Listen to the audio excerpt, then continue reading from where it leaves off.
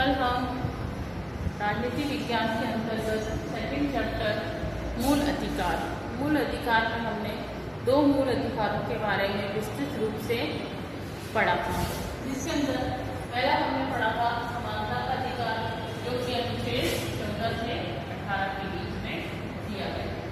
फिर पढ़ा था स्वतंत्रता का अधिकार, जिसमें हमने जीवन व व्यक्तिगत स्वतंत्रता का संरक्षण अनुच्छेद 21 पढ़ा था, बंदीकरण का संरक्षण पढ़ा था अनुच्छेद 22। अब देखिए, इसके अंतर्गत बताया गया था कि जब तक जो हमारा 21वां अनुच्छेद था बंदीकरण के में संरक्षण, उसके अंतर्गत ये कहा गया था कि जब तक बंदी बनाने का कारण बंदी को जानने का क्या है भाई, अधिकार है। जो भी बंदी बनाया गया है व्यक्ति, उसे बंदी क्यों बनाया गया है इसका कारण जानने का भी अधिकार है। साथ ही साथ उसे कानून की सहायता प्राप्त करने का अधिकार है। अपने इच्छा अनुसार वो क्या कर सकता है, वकील का चयन कर सकता है। और 24 घंटे के अंदर उसे क्या करना पड़ता है, न्यायाधीश के सम्मुख पेश करना होता है। इसी के आगे हम पढ़ेंगे निवारक नजरबंदी कि निवारक नजरबंदी होती क्या है। ये कोई मूल अधिकार नहीं है, ये अलग टॉपिक है। इसके अंतर्गत है निवारक नजरबंदी।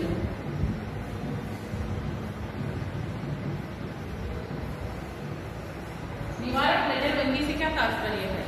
निवारक नजरबंदी से तात्पर्य है कि किसी भी न्यायिक प्रक्रिया से है, नजरबंदी से है। यह अपराधी को क्या करती है भाई, दंडित करने से नहीं बल्कि अपराध करने से रोकने की प्रक्रिया है। कि इसके अंतर्गत कोई भी व्यक्ति अपराध करने से पहले ही उसे रोक दिया जाता है।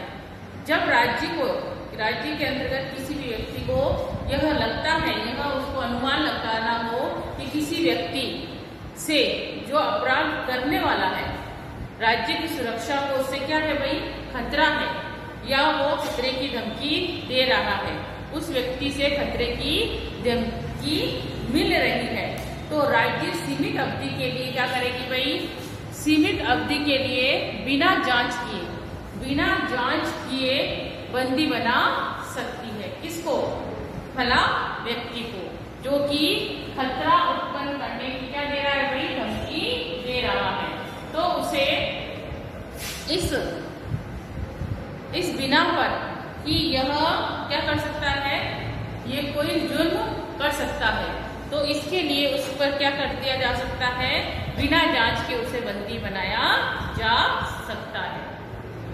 साथ ही साथ किसी भी व्यक्ति को 3 महीने से अधिक कानून के तहत बंदी नहीं बनाकर रख सकते हैं, जब तक कि परामर्शदात्री जो समितियां हैं, जो परामर्श देती हैं, वह समिति जो है, इसमें एक व्यक्ति उच्च न्यायालय का जज हो, उसकी अनुमति प्राप्त हो चुकी हो, यानी कि उच्च न्यायालय के जज की अनुमति प्राप्ति के बाद ही हम उसमें कर सकते हैं, बंदी बना सकते हैं। अदरवाइज इसके अंतर्गत 3 महीने से अधिक, कितने, 3 महीने से अधिक किसी भी व्यक्ति को बंदी नहीं बना सकते हैं।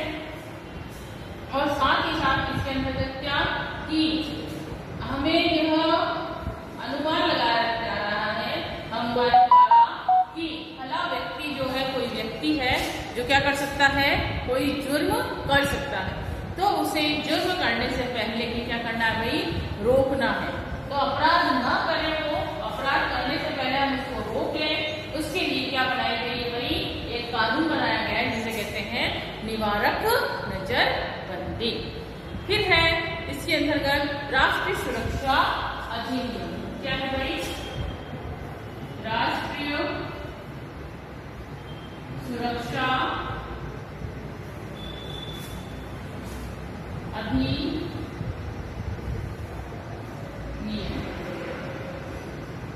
क्या कहता है भाई, राष्ट्रीय सुरक्षा अधिनियम, ये जो है 1920 को सरकार ने राष्ट्रीय सुरक्षा अध्यादेश क्या किया, लागू किया। दिसंबर 1920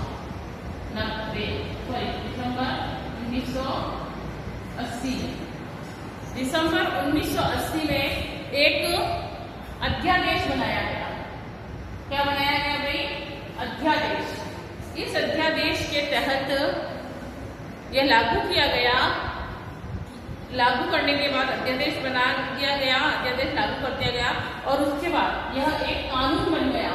राष्ट्रीय सुरक्षा अधिनियम एक कानून के रूप में क्या हुआ भाई? लागू कर दिया गया, बना दिया गया कानून के रूप में।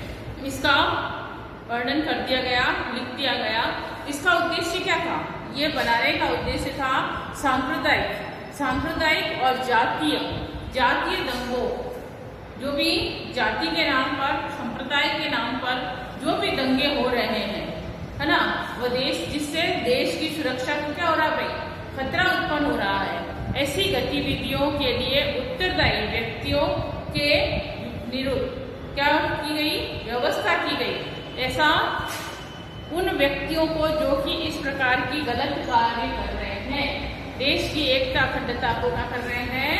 भंग कर रहे हैं, सांप्रदायिकता फैला रहे हैं, जातीय दंगे फैला रहे हैं। ऐसे व्यक्तियों के खिलाफ क्या करना है? एक कानून बनाया गया और जो भी व्यक्ति इसके अंतर्गत सक्रिय दिखा उनको क्या किया गया भाई? उनको इस राष्ट्रीय सुरक्षा निरोधक कानून की व्यवस्था की गई और उसके तहत इसे क्या दिया गया? सजा का प्रावधान भी दिया गया। जून 1984 के अंतर्गत राष्ट्रीय सुरक्षा कानून का दूसरा संशोधन हुआ। कब हुआ भाई? जून 1984 में। इसमें क्या हुआ? सेकेंड सुरक्षा संशोधन किया गया। इसके अंतर्गत कि जो राष्ट्रीय सुरक्षा अधिनियम बनाया गया था, इस अधिनियम के तहत दूसरा संशोधन कर इसमें एक अध्यादेश जारी किया गया। इस अध्यादेश में कहा गया कि जम्मू कश्मीर राज्य के अतिरिक्त सिर्फ जम्मू कश्मीर राज्य को छोड़कर अन्य संपूर्ण भारत में ये कानून लागू होगा।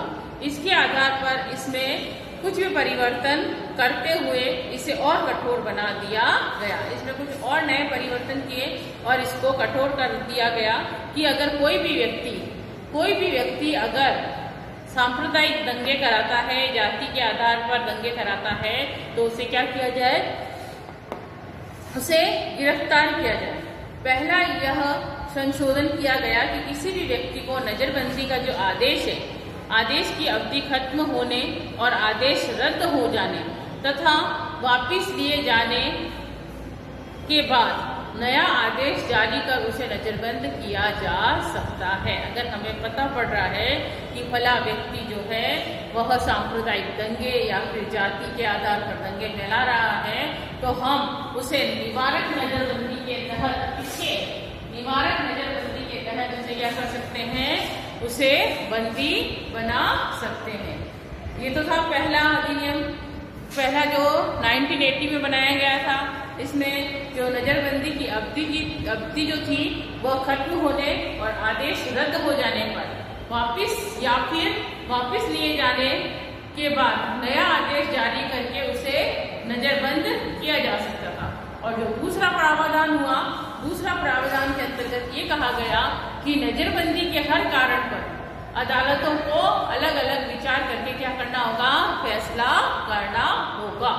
जो भी नजरबंद किए गए व्यक्ति हैं उनके क्या कारण हैं, उन कारणों की जांच की जाएगी और उस जांच के बाद ही क्या किया जाएगा? फैसला दिया जाएगा। इसके साथ ही इसके अंतर्गत आर्थिक क्षेत्र में राष्ट्रीय सुरक्षा कानून की श्रेणी का एक कानून बनाया गया, जिसे कहा गया विदेशी मुद्रा संरक्षण एवं तस्करी निरोधक अधिनियम 1974 से ये लागू किया गया। फिर है इसके अंतर्गत राष्ट्रीय सुरक्षा अधिनियम के बाद दूसरा नेक्स्ट पॉइंट जो है वह है गैर कानूनी गतिविधियां निवारक अध्यादेश। क्या है भाई? गैर कानूनी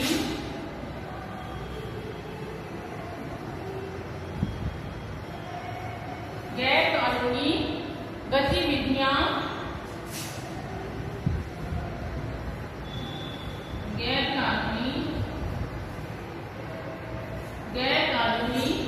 गतिविधियां निवारक अध्यादेश, निवारक अध्यादेश जारी किया गया भाई किसके खिलाफ? गैर कानूनी गतिविधियों के खिलाफ। ये कौन कौन सी जो गैर कानूनी गतिविधियां हैं उसके तहत कोटा कानून को समाप्त करने के बावजूद राष्ट्रीय व अंतर्राष्ट्रीय स्तर पर, राष्ट्रीय और साथ ही साथ अंतर्राष्ट्रीय स्तर पर आतंकवाद से निपटने के लिए एक कठोर कानून का निर्माण किया गया। इस कठोर कानून की आवश्यकता हुई और इसकी आवश्यकता अनुभव करते हुए सितंबर 2004 में कब बनाया गया? सितंबर 2004 में एक कानून बनाया गया। किसके खिलाफ? आतंकवादी गतिविधियों के खिलाफ। राष्ट्रीय और अंतर्राष्ट्रीय स्तर पर जो आतंकवाद बढ़ता जा रहा है उससे निपटने के लिए एक कठोर कानून की आवश्यकता हुई और इस कानून को करते हुए कठोर कानून हम क्या बना सकते हैं इसको ध्यान में रखते हुए सितंबर 2004 के अंतर्गत गैर कानूनी गतिविधि निरोधक अध्यादेश क्या किया गया भाई? जारी किया गया और इसमें कई प्रावधानों को शामिल किया गया। जो ये गतिविधियां की गैर कानूनी गतिविधियां क्यों बनाई गई? राष्ट्रीय और अंतर्राष्ट्रीय स्तर पर जो भी आतंकवाद पनप रहा था उस आतंकवाद से निपटने के लिए एक कानून बनाया गया, कठोर कानून, जो सितंबर 2004 में बनाया गया और इसके तहत एक निवारक अध्यादेश जारी किया गया और उसके अंतर्गत निम्न बातों पर ध्यान दिया गया, निम्न प्रावधान जो थे उनको शामिल किया गया और वो क्या थे भाई? वो थे निवारक निरोधक अधिनियम के अंतर्गत बहुत सी गतिविधियां शामिल की गई जिससे कि आतंकवाद जैसी समस्या से क्या किया जा सके? निपटा जा सके। अब इसका अगर हम मूल्यांकन करें, निवारक निरोध अधिनियम का अगर हम मूल्यांकन करें तो हमको पता चलेगा कि इसके अंतर्गत, इस अधिनियम के अंतर्गत बहुत सारी कटु आलोचनाओं का भी सामना करना पड़ा है, जिसमें इसके अंतर्गत इन्हें अलोकतांत्रिक प्रतिक्रियावादी संविधान की महान असफलता व निरंकुशता का प्रतीक भी माना गया है। इनके दुरुपयोग की जो संभावना है हमेशा से ही बनी रही है और फिर भी निवारक निरोध अधिनियम जो है वो क्या किया गया है कि आलोचना होने के बावजूद इसकी क्या हुई भाई? बहुत सी आलोचना हुई, लोगों ने इसके बारे में अलग अपनी धारणा जो थी वो पेश की और इस धारणा को पेश करते हुए इन आलोचनाओं के बावजूद इस बात से बिल्कुल भी इनकार नहीं किया जा सकता है कि वर्तमान जो परिस्थितियां हैं, जो आज की परिस्थितियां हैं, इन परिस्थितियों में जब देश आतंकवाद, अलगाववाद की मार झेल रहा है, ऐसे समय में इस तरह का कानून क्या होगा भाई? आवश्यक व उपयोगी होगा। भोपाल बनाम मद्रास राज्य में एक विवाद हुआ था। एक विवाद में पतंजलि शास्त्री ने निवारक कानून की उपयोगिता पर अपने विचार व्यक्त करते हुए कहा कि इस भयंकर उपकरण की व्यवस्था की गई है जिसका प्रजातंत्र में कोई स्थान नहीं है, कि इस प्रकार का जो निरोधक अधिनियम जारी किया गया है इसका प्रजातंत्र में कोई भी स्थान नहीं है, क्योंकि जो मौलिक अधिकार हैं, मौलिक अधिकारों की पवित्रता के प्रतिकूल और संविधान में की गई प्रतिज्ञाओं के विरुद्ध बताया है। उन समाज विरोधी और विध्वस्तकारों तत्वों के विरुद्ध की गई है जिसमें नवजात प्रजातंत्र के राष्ट्र हित को खतरा उत्पन्न हो सकता है। ये अपने विचार जो है, आलोचक जो है उसका नाम है पतंजलि शास्त्री और कहाँ के हैं ये? मद्रास राज्य में। ये विवाद हुआ था जिसके अंतर्गत इन्होंने अपने विचार प्रस्तुत किए हैं। तो ये इसके अंतर्गत शॉर्ट सा अलग से जो हम संविधान के अंतर्गत मूल अधिकार पढ़ रहे थे उसके अंतर्गत इन तीन अलग से पॉइंट थे: निवारक निरोधक, राष्ट्रीय सुरक्षा अधिनियम और गैर कानूनी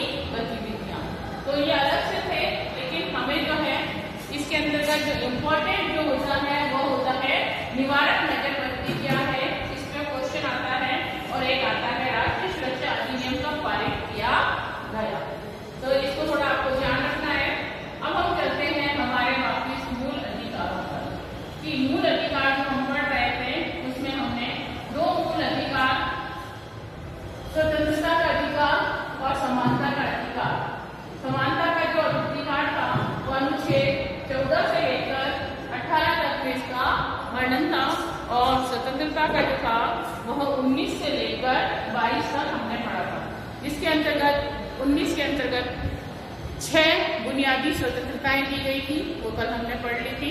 आज हम तीसरा इसके अंतर्गत पॉइंट जो है वो कंप्लीट करेंगे, जिसके अंतर्गत है शोषण के विरुद्ध अधिकार। इसके विरुद्ध है शोषण के विरुद्ध अधिकार। तीसरा है शोषण के विरुद्ध अधिकार। ये कौन सा अनुच्छेद है भाई? 22 तक क्या आ गए, इसके बाद जो है 23 और 24 शोषण के विरुद्ध अधिकार है, उसका वर्णन अनुच्छेद 23 और 24 में मिलता है। 23 से 24। तो देखिए इसके अंतर्गत जो अनुच्छेद है 23 और 24 वो क्या कहते हैं? संविधान के इस अनुच्छेद के अंतर्गत सभी नागरिकों को क्या दिया गया भाई?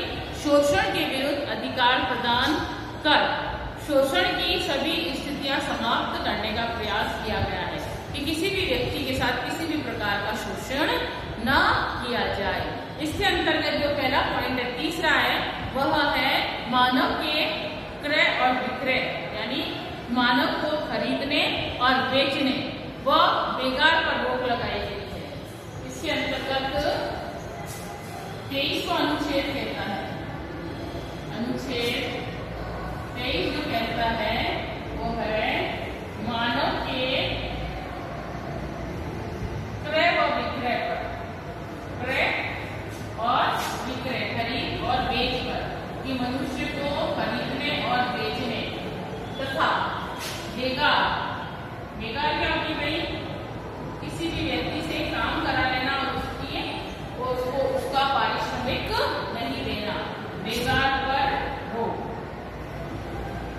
ये जो अधिनियम है वह व्यक्ति का होता है ना, मानवों का, मानव तस्करी की जाती है, खरीदा जाता है, मानवों को बेचा जाता है, उनसे जबरदस्ती काम कराया जाता है और काम के बदले में उनको पैसे नहीं दिए जाते हैं, वो ये बेकार। तो इस प्रकार के क्रय विक्रय और बेकार पर क्या लगाई गई है? रोक लगाई गई है। अनुच्छेद 23 शोषण के विरुद्ध अधिकार। अब इसको देखिए, इसके अंतर्गत जो भी इस अनुच्छेद द्वारा बेकार तथा इस प्रकार से जबरदस्ती कराए गए श्रम का निषेध किया गया है कि किसी भी व्यक्ति से जबरदस्ती हम कोई भी कार्य नहीं करा सकते हैं। आपको पता है भाई, हमारे देश के अंदर अगर हम पहले की बात करें, प्राचीन समय की, तो खेतों के अंतर्गत जमींदार जो लोग होते थे वो क्या करते थे? लोगों से, गरीब लोग जो होते थे उनसे क्या करते थे? अपने अपने खेतों में बंधुआ मजदूरी कराते थे, है ना। जो खेती और श्रमिक होते थे उनसे बंधुआ मजदूरी कराई जाती थी, स्त्री और बच्चों से बेकार करा के उनका क्या किया जाता था भाई? शोषण किया जाता था। उनको काम तो करा लेते थे, लेकिन उसके एवज में जो पारिश्रमिक होता था, जो पैसे होते थे, वह उन्हें नहीं देते थे। तो ये एक प्रकार से क्या था? एक प्रकार से मानव का शोषण था। तो इस शोषण को समाप्त करने के लिए, इस प्रथा का अंत करने के लिए संविधान निर्माताओं को लगा कि हमें इसके अंदर भी कोई ना कोई कानून बना देना चाहिए। इसी को ध्यान में रखते हुए संविधान के अंतर्गत मानवीय शोषण के इन सभी रूपों को कानून के अनुसार दंडनीय घोषित कर दिया। अगर कोई भी व्यक्ति इस प्रकार का अगर काम करता है, किसी मनुष्य को बेचता है, खरीदता है या फिर उनसे काम कराता है जबरदस्ती और उनको पैसे नहीं देता है, तो ये सब क्या बना दिया गया भाई? एक कानून बना दिया गया, शोषण के विरुद्ध कानून, अधिकार बना दिया गया। और इस कानून के तहत अगर कोई ऐसा करता हुआ व्यक्ति पाया जाता है तो उसे क्या दिया जाता है? दंड दिया जाता है, दंडनीय घोषित कर दिया गया है। फिर भी कभी कभी ऐसा लगता है कि राज्य के हित में सरकार द्वारा व्यक्ति को अनिवार्य श्रम की योजना लागू की जा सकती है, लेकिन ऐसा करते समय नागरिकों के बीच धर्म, मूल वंश, जाति, वर्ण, सामाजिक स्तर के आधार पर कोई भेदभाव नहीं किया जा सकता। इसके अंतर्गत हम किसी भी आधार पर उस व्यक्ति का नहीं करेंगे, शोषण नहीं करेंगे। और भले कोई भी आधार हो, जाति हो,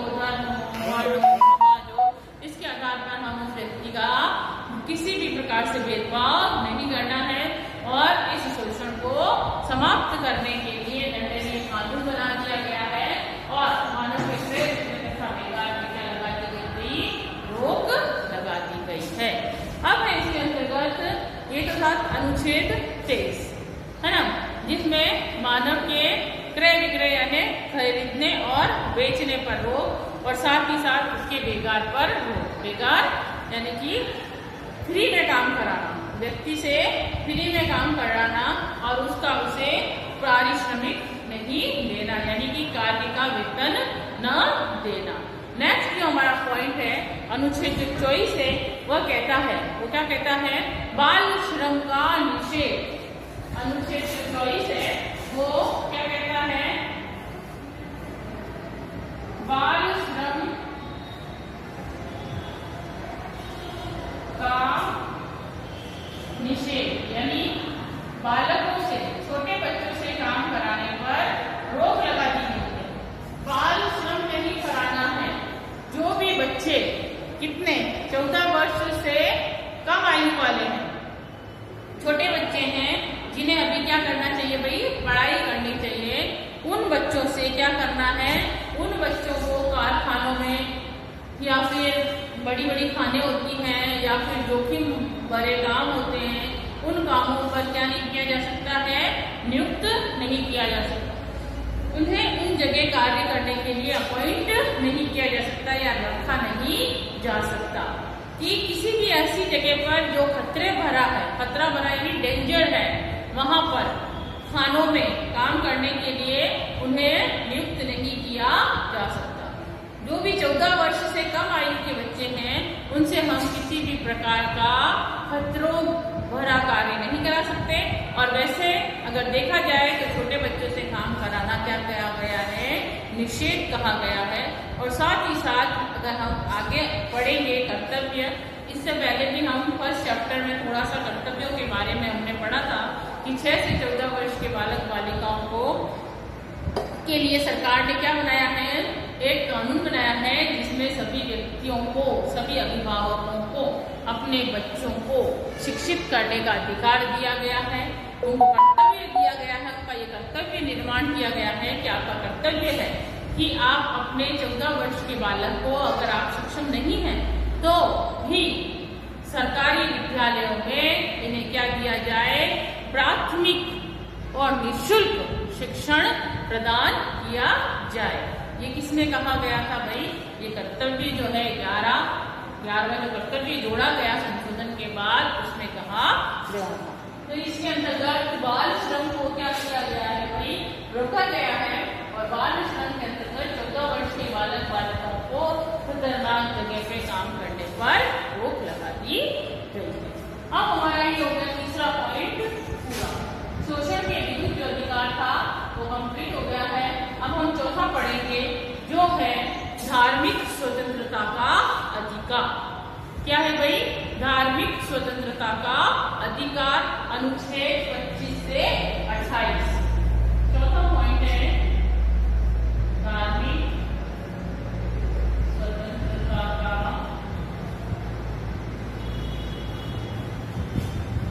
अधिकार, अनुच्छेद 24 में क्या होगा भाई, 23 और 24, अब जो है 25 से 28, यानी कि 3 प्रकार के दिए, 25, 26, 27 और 28, 4 प्रकार के धार्मिक स्वतंत्रताएं दी गई हैं।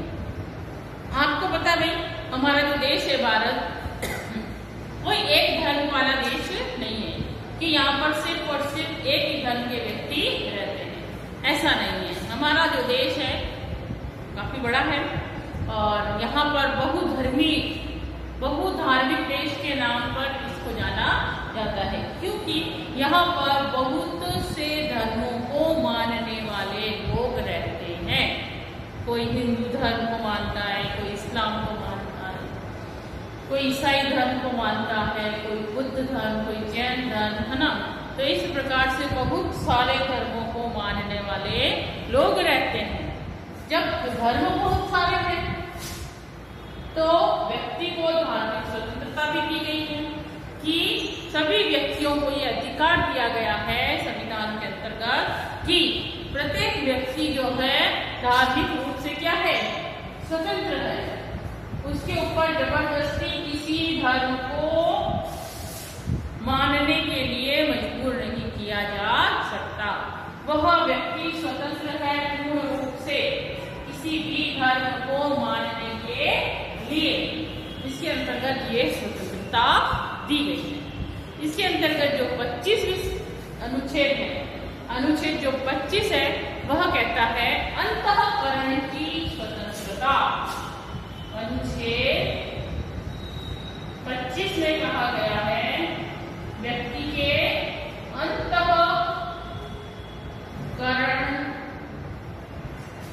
की स्वतंत्रता।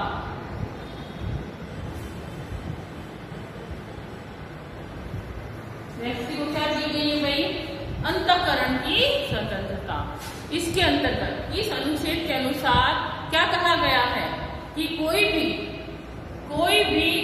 धर्म व्यक्ति क्या कर सकता है? अंगीकृत कर सकता है, अंगीकार कर सकता है, स्वीकार कर सकता है, उसका अनुसरण कर सकता है, प्रचार करने का उसको क्या दिया गया भाई? अधिकार दिया गया है। इसके अंतर्गत अंतःकरण का मतलब है स्वीकार करना। अंतःकरण का मतलब क्या है? स्वीकार करना या फिर अंगीकृत करना, अंगीकार करना उसे। एक ही बात है, सब इसमें क्या है? पर्यायवाची। अंतःकरण यानी स्वीकार करना या अंगीकार करना कि किसी भी व्यक्ति को इस धार्मिक स्वतंत्रता के अंतर्गत अनुच्छेद 25 के द्वारा व्यक्ति को क्या दी गई है भाई? स्वतंत्रता दी गई है कि वह किसी भी धर्म को मान सकता है, उसका अनुसरण कर सकता है, उसे स्वीकार कर सकता है, साथ ही साथ वह किसी भी धर्म का प्रचार कर सकता है। इसके लिए वो क्या है? पूर्ण रूप से स्वतंत्र है। धार्मिक संस्थाओं में बिना किसी भेदभाव के प्रवेश और पूजा अर्चना का भी अधिकार दिया गया। यानी कि इसके अंतर्गत कहा गया है कि किसी भी धार्मिक संस्थाएं चल रही हैं, अगर व्यक्ति चाहे तो वहां पर प्रवेश ले सकता है ना, बिना किसी भेदभाव के वहां जा सकता है। मंदिर है तो वहां जाके पूजा अर्चना कर सकता है। ऐसा नहीं है कि कोई दूसरे धर्म का व्यक्ति है, ईसाई धर्म का व्यक्ति है और वह मंदिर में नहीं जा सकता, ऐसा नहीं है। हिंदू धर्म का व्यक्ति है, चर्च नहीं जा सकता, ऐसी कोई भी बात नहीं है। कोई भी कहीं भी जा सकता है। इसके अंतर्गत पूर्ण रूप से क्या दी गई है भाई? स्वतंत्रता दी गई है। धार्मिक स्वतंत्रता के अधिकार में अंतःकरण की स्वतंत्रता का वर्णन किया गया है। नेक्स्ट है इसके अंतर्गत अनुच्छेद 24 है। अभी हमने अनुच्छेद 23-25 पढ़ा, जिसके अंतर्गत 23 और 24 में जो था वो शोषण के विरुद्ध अधिकार था, जबकि 25 से लेकर 28 पढ़ रहे हैं, जिसमें 25 जो है वो अंतःकरण की स्वतंत्रता देता है, वहीं 26 जो है वह धार्मिक मामलों का प्रबंध करने की स्वतंत्रता देता है। अनुच्छेद 26 क्या देता है भाई? धार्मिक मामलों में जितने भी धर्म से संबंधित जो मामले हैं, उन मामलों का धार्मिक मामलों में प्रबंध करने का, धार्मिक मामलों का प्रबंध करने में, प्रबंध जो धार्मिक मामले हैं उन धार्मिक मामलों का प्रबंध करने की स्वतंत्रता देता है।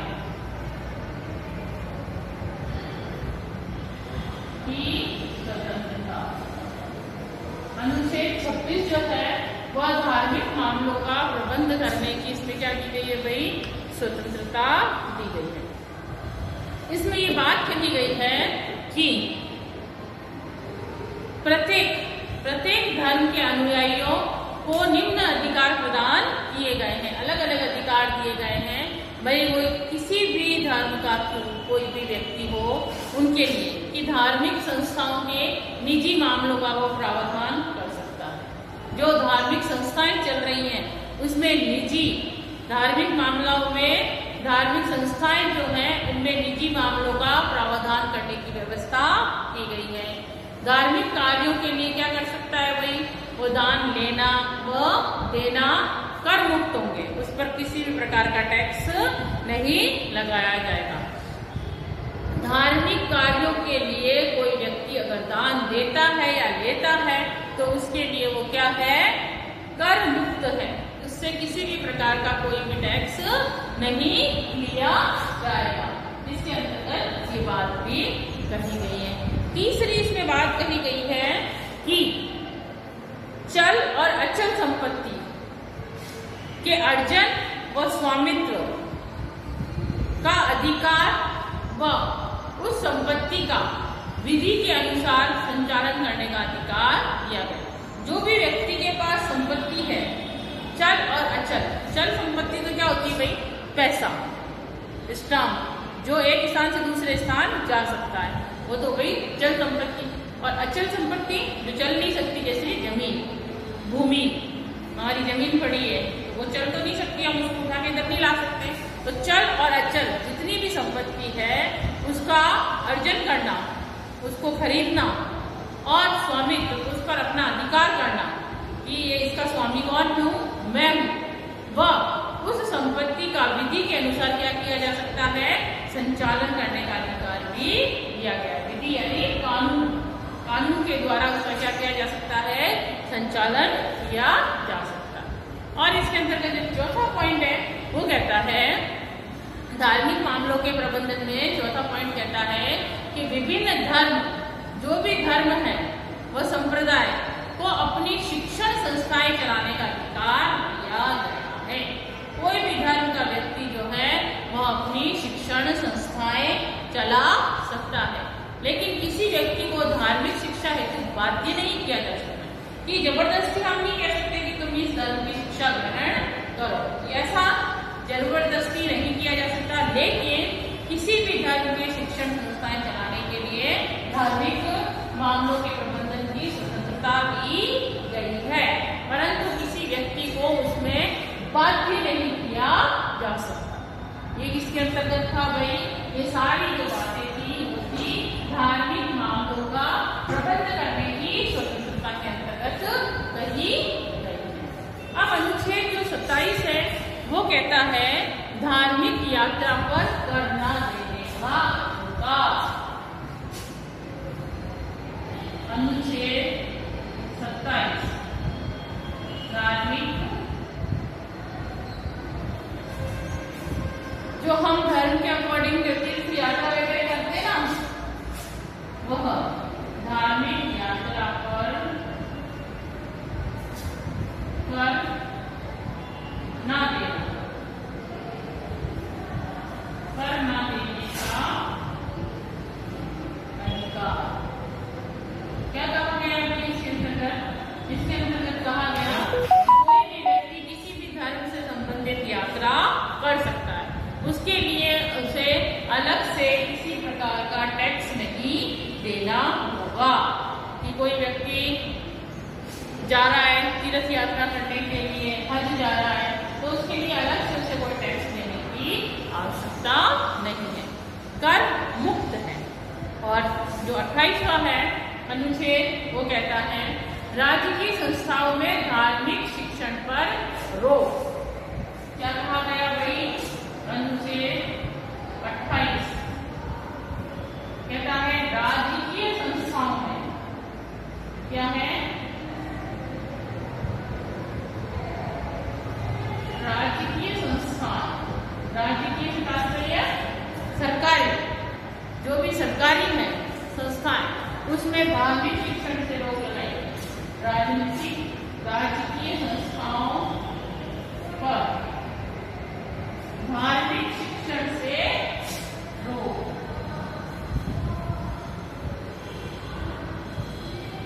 धार्मिक शिक्षण से रोक कि कोई भी सरकारी संस्थाएं इस अनुच्छेद के द्वारा राज्य के अंतर्गत राज्य की निधि से किसी भी शिक्षण संस्था में किसी भी प्रकार की धार्मिक शिक्षा नहीं दी जाएगी। सरकार द्वारा ऐसी कोई संस्था नहीं खोली गई है जिसमें धर्म की कोई शिक्षा दी जाए, धार्मिक शिक्षा नहीं दी जाएगी। साथ ही साथ राज्य सरकार द्वारा यह मान्यता प्राप्त या फिर आर्थिक सहायता प्राप्त शिक्षा संस्था में किसी भी व्यक्ति को धर्म विशेष की शिक्षा के लिए बाध्य नहीं किया जाएगा। ना तो हम पहली बात तो शिक्षण के लिए कोई संस्थाएं खोल रहे हैं इसके अंतर्गत कि सरकार द्वारा कोई शिक्षण संस्थाएं खोली जा रही हैं, और साथ ही साथ इसके अंतर्गत ना ही हम किसी को जबरदस्ती क्या कर सकते हैं, बाध्य कर सकते हैं कार्य करने के लिए, शिक्षण प्राप्त करने के लिए, धर्म के प्रति शिक्षा प्राप्त करने के लिए हम इसमें किसी व्यक्ति को बाध्य भी नहीं कर सकते हैं, और ना ही सरकार द्वारा इस प्रकार की शिक्षण संस्थाएं खोलने की स्वीकृति दी गई है। आया फिर समझ के अंदर। अब इसके अंतर्गत हमने 3 अधिकार पढ़ लिए हैं, जिसके अंतर्गत पहला है समानता का अधिकार, जो अनुच्छेद 14 से 18 बता रहे हैं। दूसरा जो है वह स्वतंत्रता का अधिकार है, जो 19 से 22 में दिया गया है। और फिर आज हमने पढ़ा शोषण के विरुद्ध अधिकार, वापिस से देखिए 23 और 24, जिसके अंतर्गत मानव के क्रय विक्रय तथा बेगार पर क्या लगा दी गई है भाई, रोक लगा दी गई है। साथ ही साथ अनुच्छेद 24 के अनुसार बाल श्रम निषेध है। कोई भी बच्चे जो 14 वर्ष से कम आयु के हैं वह खतरनाक जगह पे कार्य नहीं करेंगे, जोखिम भरे स्थानों पर काम से क्या लगाई गई भाई, रोक लगाई गई है। ये सब शोषण के विरुद्ध अधिकार, जिसमें 2 अनुच्छेद आते हैं। उसके बाद है धार्मिक स्वतंत्रता का अधिकार, जिसके अंतर्गत 4 अनुच्छेद आए हैं।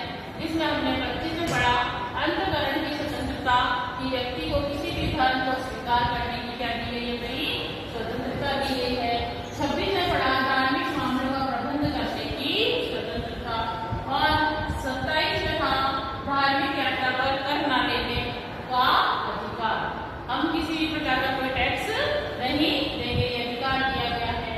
और जो लास्ट था अनुच्छेद 28, उसमें राज्य की संस्थाओं को क्या लगाई गई, धार्मिक शिक्षण से रोक लगाई है, कि कोई भी धार्मिक शिक्षण नहीं दिया जाएगा, धर्म के अनुसार कोई शिक्षण राज्य के मामलों, राज्य द्वारा नहीं दिया जाएगा। तो हमारे यहाँ पर 4 जो अधिकार है वो पूर्ण हो चुके हैं। कल हम इसके अंतर्गत पढ़ेंगे सांस्कृतिक व शिक्षा संबंधी अधिकार, अनुच्छेद जो है 29 और 30, और लास्ट जो है संवैधानिक उपचारों का अधिकार, अनुच्छेद 32 कल हम पढ़ेंगे।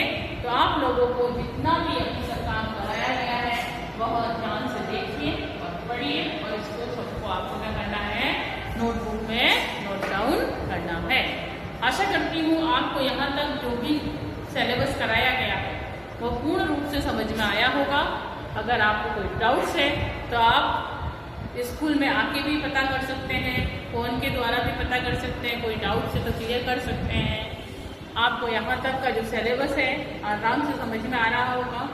नहीं आने पर, समझ में नहीं आ रहा है तो आप पुनः संपर्क कर सकते हैं। Thank you class. आपको टाइमली अपना काम कॉपी में पूर्ण करना है। धन्यवाद।